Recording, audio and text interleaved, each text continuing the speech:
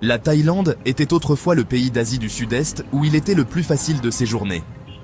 Aujourd'hui, des gens se font arrêter à la frontière, interroger, voire refouler. Et en même temps, le Vietnam, les Philippines, la Malaisie et même le Cambodge facilitent plus que jamais les séjours prolongés. Alors qu'est-ce qui a changé? Et plus important encore, êtes-vous sur le point de faire une énorme erreur en choisissant votre destination? Pendant des années, la Thaïlande n'était pas seulement populaire. C'était la base, le hub, le point de départ par défaut pour presque tout le monde. Les routards atterrissaient à Bangkok. Si les nomades numériques faisaient de Chiang Mai leur quartier général, les passionnés d'îles, eux, se dispersaient sur Phuket, Koh Samui et Krabi. Et le système était simple. Vous arriviez, restiez, prolongiez, partiez, reveniez et recommenciez le cycle.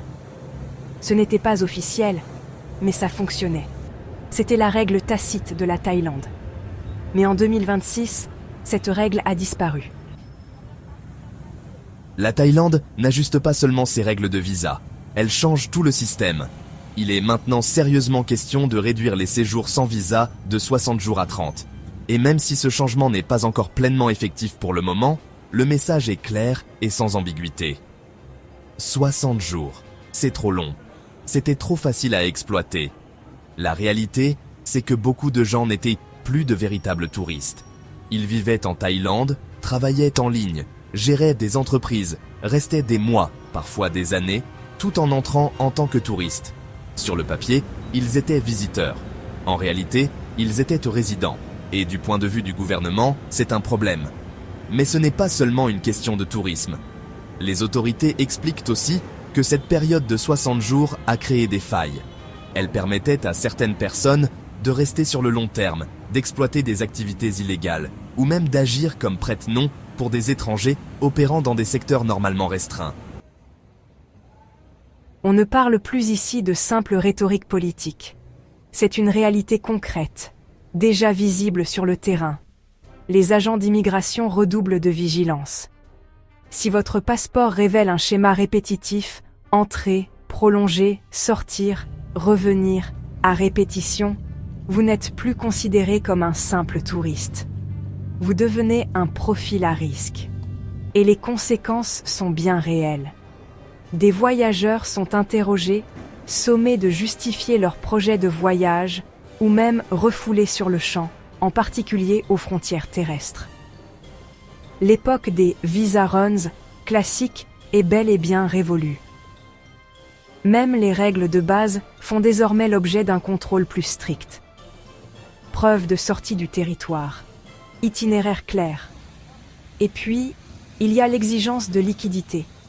On peut vous demander, de manière aléatoire, de présenter 20 000 bahts thaïlandais en espèces, soit environ 600 $ US, si vous voyagez seul. Pour une famille, la somme grimpe à 40 000 bahts, soit près de 1 200 $. Pas d'application bancaire, pas de carte de crédit. Du cash en billets. Alors pourquoi la Thaïlande est-elle devenue bien plus stricte que ses voisins? Et c'est ici que la plupart des gens se trompent complètement en 2026. D'abord, la Thaïlande est victime de son propre succès. Le surtourisme dans des endroits comme Phuket et Chiang Mai met une vraie pression sur les infrastructures. Ensuite, il s'agit de contrôle et de valeur. La Thaïlande veut des visiteurs qui sont clairement touristes ou clairement résidents à long terme, pas des personnes vivant dans une zone juridique grise. Pendant ce temps, des pays comme le Vietnam et le Cambodge n'ont pas encore atteint ce point de saturation. Ils sont encore en phase de croissance, donc ils ne ressentent pas la même pression pour filtrer les arrivées. Mais c'est là que les choses deviennent vraiment intéressantes. Parce que pendant que la Thaïlande se durcit, le reste de l'Asie du Sud-Est va dans la direction contraire. Prenez le Vietnam. Ils offrent désormais un e-visa de 90 jours avec entrée multiple et une procédure en ligne simple. Et tout comme la Thaïlande le permettait autrefois, le Vietnam facilite actuellement le fait de partir, puis revenir pour réinitialiser votre séjour. Le message est clair. Restez plus longtemps, explorez davantage, dépensez plus. Ensuite, il y a les Philippines. Et c'est là que ça devient presque incroyable. Vous arrivez pour 30 jours, puis vous prolongez et prolongez encore. Dans de nombreux cas, vous pouvez rester jusqu'à 2 ou même 3 ans sans jamais quitter le pays.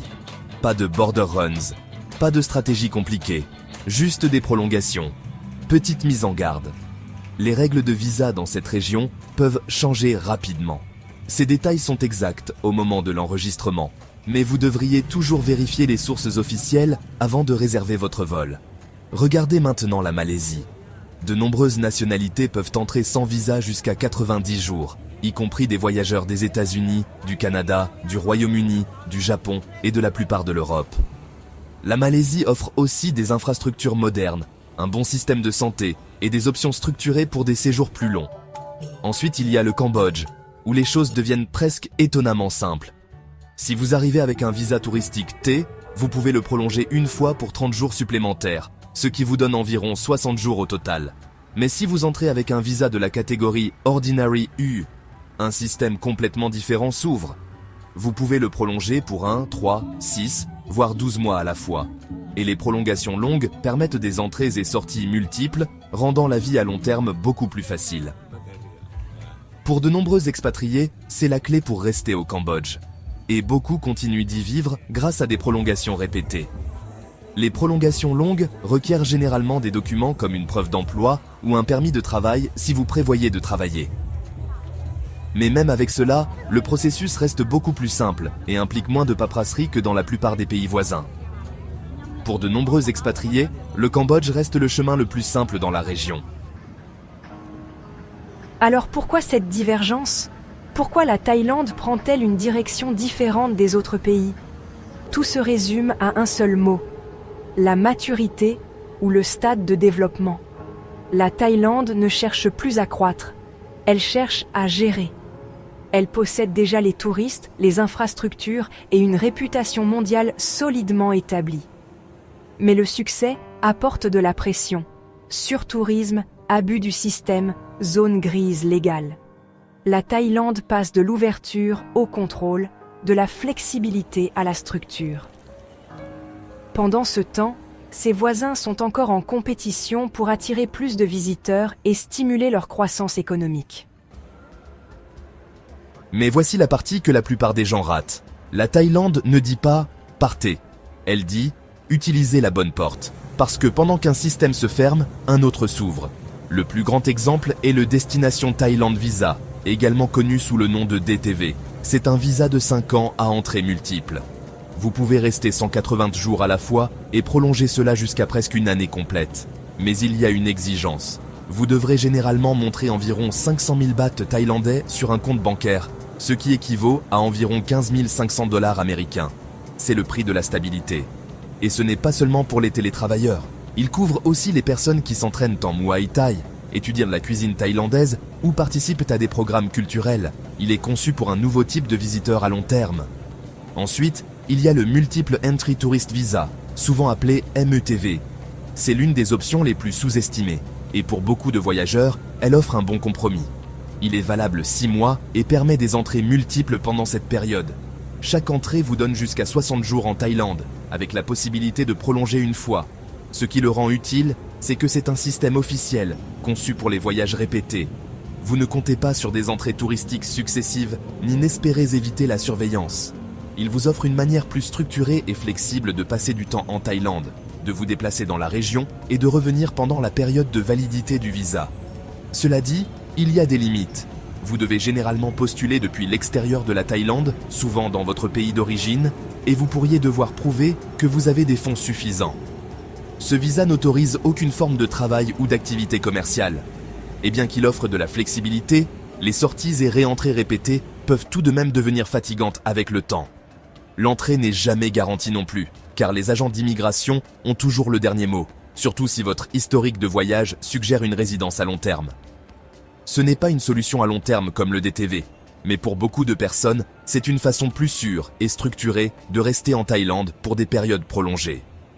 Pour les personnes âgées de 50 ans et plus, le visa de retraite sous la catégorie non-immigrant O ou OA est l'une des façons les plus courantes de vivre en Thaïlande à long terme.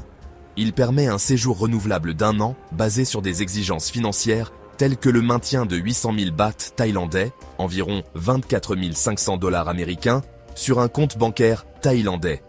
Cette option offre une forte stabilité sans besoin de voyages fréquents hors du pays, bien qu'elle exige des renouvellements annuels et une conformité financière continue. L'emploi n'est pas autorisé avec ce visa. La plupart des retraités choisissent la voie non-immigrant O, tandis que la version OA peut inclure des exigences supplémentaires comme une assurance santé obligatoire. Pour ceux qui se qualifient, elle reste l'une des manières les plus fiables de vivre en Thaïlande à long terme. Et puis, il y a le visa Long Term Resident, une option sur 10 ans conçue pour les professionnels, investisseurs et hauts revenus, avec des avantages pouvant inclure des privilèges de travail et des avantages fiscaux potentiels. Donc l'opportunité est toujours là, mais les règles ont changé. Alors qu'est-ce que cela signifie pour vous? Pour un court séjour, pas d'inquiétude.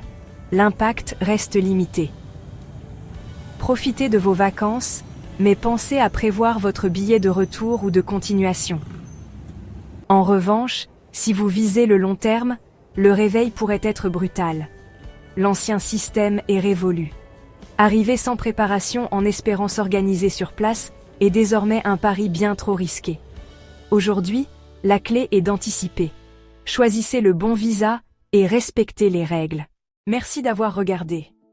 N'oubliez pas de consulter la vidéo connexe sur votre écran pour du contenu plus fascinant. Explorez notre chaîne pour encore plus de vidéos passionnantes. Si vous avez trouvé cette vidéo utile, n'oubliez pas d'aimer, de partager et de vous abonner à Globe Gazette pour d'autres histoires incroyables.